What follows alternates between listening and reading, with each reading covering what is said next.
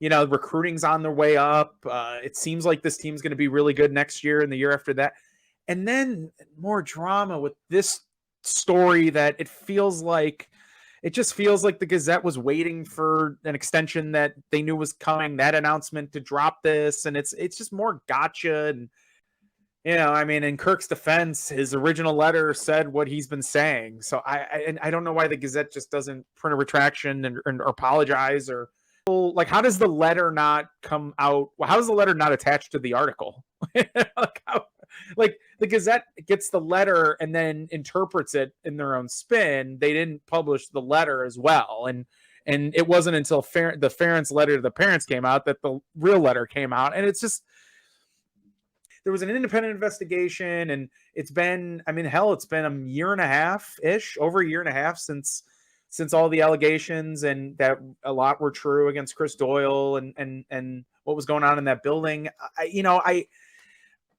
I can only, because it is in the building, so to say, we can only kind of just hope that it's all working out. And it does feel like there would have been a lot more to this story if this committee was useless and if they were being minimized completely. And it just feels like that. I don't think anyone's afraid to really speak out now.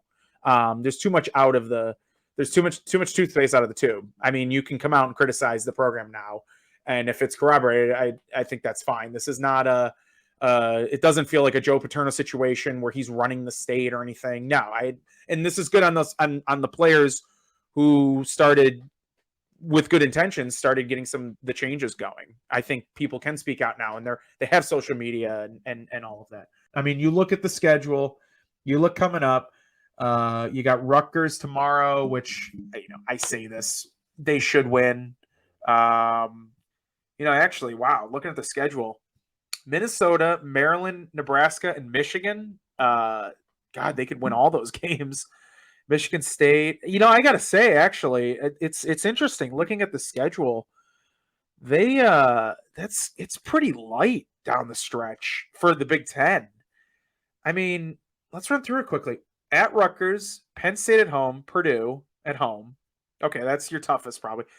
At Penn State, at Ohio State, Minnesota, at Maryland, Nebraska, Michigan, who you get twice, who's not very good. Michigan State's at Carver, at Nebraska. You close at Illinois. Wow, there is an opportunity there to really rack up some nice wins. And they're not going to win all those games, and there'll be a loss there. It'll scratch your head, but there should be one or two or three that are really nice. Man, there is a lot of potential there to maybe even jump in the top four, just schedule wise, in the Big Ten.